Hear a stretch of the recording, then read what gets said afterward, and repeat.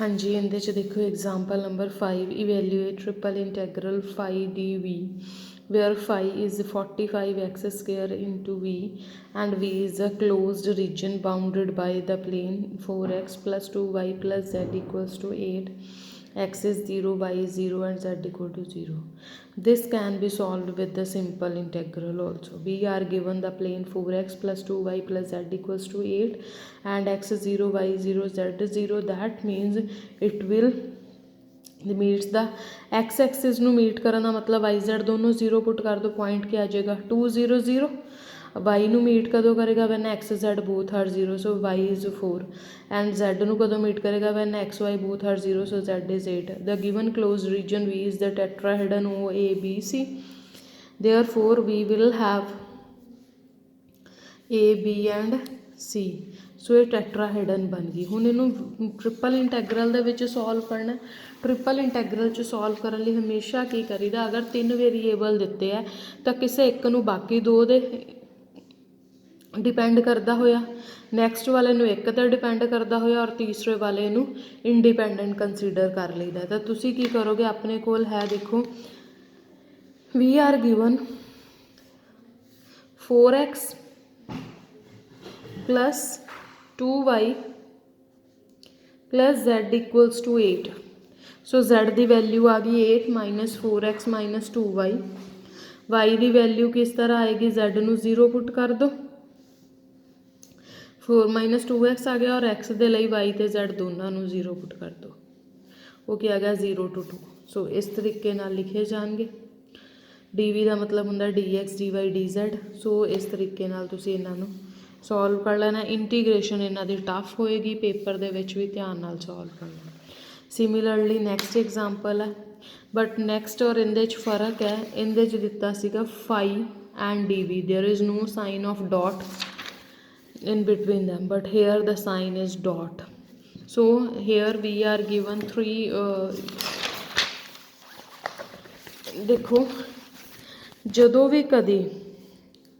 लिखिया जाता है कि let del phi f simple f मान के चलते हैं अगर डेल एफ लिखिया जाए तो उनका मतलब होंगे curly f by curly x f एक स्केलर फंक्शन है i cap plus curly f by curly y j cap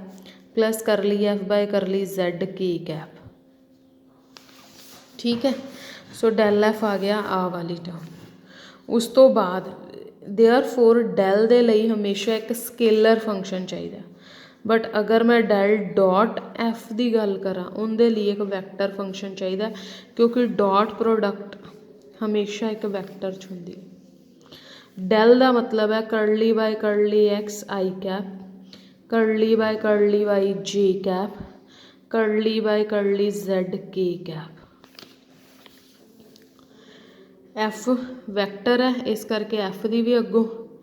3 dimensions होणगियां सो ये आएगा करली F1 bye curly x plus करली F2 bye curly Y plus करली F3 बाय करली जेड क्यों क्योंकि dot product same to same value 1 होंगी है बाकी सब 0 है i dot i will be 1 i dot j i dot k all are 0 ठीक है इसलिए जो डेल एफ फाइंड आउट करते हैं पहला एक स्केलर दिता होंगे वो वैक्टर च क्वांटिटी कन्वर्ट हो जाती है डॉट प्रोडक्ट के नाल वैक्टर जोड़ा वो स्केलर च कन्वर्ट हो जाता आई जे के हट जाते देयरफॉर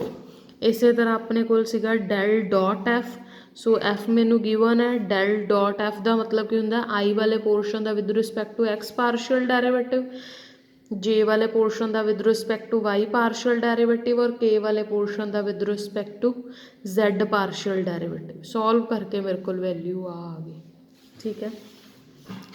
सो इस चीज़ को हमेशा ध्यान च रखना उस तो बाद एज इट इज़ जिवें अगे सॉल्व करते हैं सॉल्व कर लेना उस तो बाद एक 2 के एग्जाम्पल्स अपने कोल है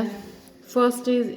evaluate double integral a dot n d s हाँ एक चीज़ है एक minute we are a is given s is the surface of the cylinder and z is 0 to 5 ठीक है हुण इस सम दे विच नाल दी नाल इधर देखो नाल दी नाल इधर देखो हुण जे देखिया जाए इस सम दे विच ਤਾਂ ਇਸ ਸਮ ਦੇ ਵਿੱਚ ਮੈਨੂੰ double integral a dot n ds given ਹੈ। ਮੈਂ ਇਹਨੂੰ ਕਨਵਰਟ ਕਰਨਾ double integral dot double integral a dot n ds dy ਨੂੰ ਮੈਂ ਜਾਂ ਤਾਂ ਕਨਵਰਟ ਕਰ ਸਕਦੀ ਹਾਂ dx dy, ਫਿਰ ਮੈਂ ਨੀਚੇ ਲਿਖੂੰਗੀ over mod of n dot k cap. ਜਾਂ ਤਾਂ ਇਹਦਾ ਇਹ ਹੋ ਸਕਦਾ, ਜਾਂ ਤਾਂ ਇਹ ਹੋ ਸਕਦਾ, ਜਾਂ ਇਹਨੂੰ ਲਿਖਿਆ ਜਾ ਸਕਦਾ a ਡੋਟ n, ਇੱਧਰ ਆ ਜਾਊਗਾ dx dz ਓਵਰ ਆ ਜਾਊਗਾ n ਡੋਟ g, ਜਾਂ a dot dy dz over ਹੋ ਸਕਦਾ n ਡੋਟ i ਕੈਪ। ਤਿੰਨਾਂ 'ਚੋਂ ਜਿਹੜਾ ਮਰਜ਼ੀ ਲਿਖ ਲਓ, value will be the same. But ਅਗਰ ਮੈਂ ਹੁਣ ਪਹਿਲਾਂ ਤਾਂ ਮੈਨੂੰ n ਚਾਹੀਦਾ, n ਕੀ ਹੋਏਗਾ, but will be the n is the unit normal vector taken from the surface of the. ਹੁਣ ਦੇਖੋ ਇਹਦਾ ਸਰਫੇਸ ਕੀ ਗਿਵਨ ਹੈ, x square plus y square equals to 16x। that means we are given phi is x square plus y square minus 16, n cap will be del phi over mod of del phi ਕੀ ਹੈ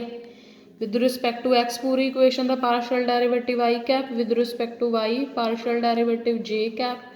divided by mod of this 4x square plus 4y square, so it will be equal to this। ਹੁਣ ਦੇਖੋ n ਚ x ਤੇ y ਹੈਗੀ ਹੈ, k ਵਾਲਾ portion ਹੀ ਹੈ ਨਹੀਂ, ਤਾਂ ਅਗਰ ਮੈਂ ਇਹਦੇ ਤੇ ਆਹ ਵਾਲਾ ਫਾਰਮੂਲਾ ਲਗਾਉਂਦੀ ਹਾਂ n ਡੋਟ k ਵਾਲੀ ਵੈਲਿਊ ਹੈ ਨਹੀਂ, ਓਵਰ 'ਚ 0 ਬਣਨ ਕਰਕੇ ਇਹ ਕੀ ਹੋ ਜਾਣਾ, not defined. therefore I will take n dot j, ਤੁਸੀਂ n ਡੋਟ i ਵੀ ਲੈ ਸਕਦੇ ਹੋ, ਕੋਈ ਦਿੱਕਤ ਨਹੀਂ ਆ ਉਹਦੇ 'ਚ। y the value in terms of x ਲਿਖ ਦਿਓ, z ਆਲਰੇਡੀ 0 to 5 ਦਿੱਤਾ ਹੈ, x ਦੀ ਵੈਲਿਊ ਖੁਦ ਮੈਂ ਨਿਕਾਲ ਲਈ 0 to 4, ਉਹਦੇ ਨਾਲ ਇਹ ਸਮ ਸੋਲਵ ਹੋ ਜਾਏਗਾ। ਸਿਮਿਲਰ ਇਹੀ ਮੈਥਡ ਆਹ ਵਾਲੇ ਸਮਸ 'ਚ ਵੀ ਆਪਟ ਕਰਨਾ, ਜਿਹੜੀ ਇੱਕ ਐਗਜ਼ਾਮਪਲ ਰਹਿ ਗਈ ਆਪਣੀ।